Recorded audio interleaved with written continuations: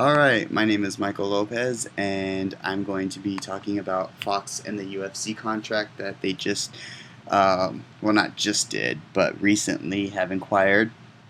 Fox has had a long-standing agreement with UFC for a while, for about 10 years, 7 years prior to coming into an agreement, and obviously UFC was at Spike TV, and Spike TV didn't want to clutter its television shows with the reality TV and sports and such. So Fox looked at it as it was appealing. It was a big booming sport at the time, and males 18 to 34 were basically the ones that were watching it.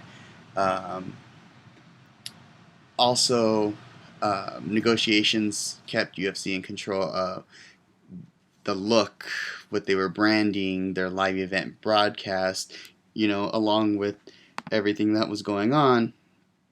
But when the bidding reached about $100 million, which is a good thing because if you're getting a lot of money for it, you're able to pay your fighters, and the fighters were excited about it. Your revenue income comes in, but also you look at Fox, and Fox has multiple channels. They're going to broadcast it on FS Sports, Fuel, and now what used to be called Speed Channel will now be the UFC channel, and it's basically Fox's attempt to challenge ESPN.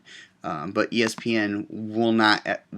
I shouldn't say won't ever, but won't cover UFC only because of the testosterone usage, and all of the craziness that goes along with the fighters. It's a little bit more dramatic than boxing. Um, but also was going into negotiations for cable companies to carry Fox Sports 1, because the cable companies were representing 46 million viewers, and Fox was looking at it as 80 cents per subscriber, with the growth of $1.50 through the years. That's reaching 90 to $100 million in revenue. And with the Fox debut, they were still looking at 36 million viewers in home, which wasn't a big gathering compared to what Spike TV was doing. Spike did host it, and sell it a lot uh, better than what Fox has to be done. And honestly, I did see a lot of it last year. It was everywhere, billboards, advertisement. Like you turned and you saw UFC, and now it's just kind of basically gone downhill.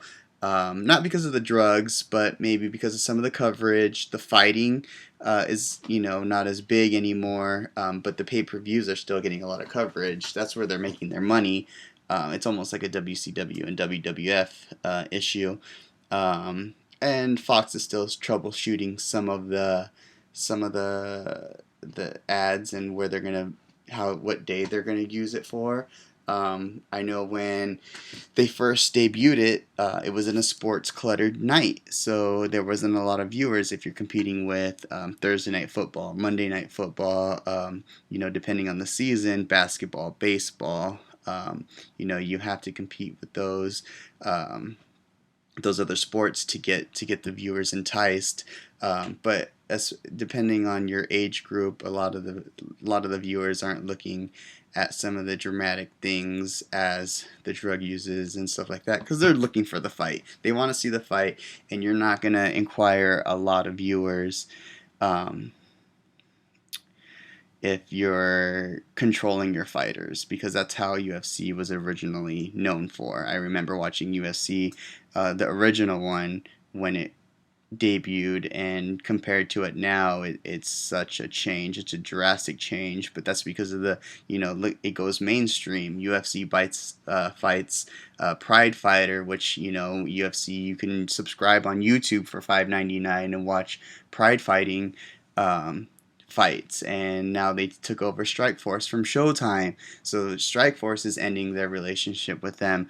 It's a monopolization of USC because of Dana White, and we'll see what happens, because it's a multi-year function, so 2017-18, we'll see how far it gets, and we'll see if it picks back up again. Thank you for listening, and hope to see you again. Thank you.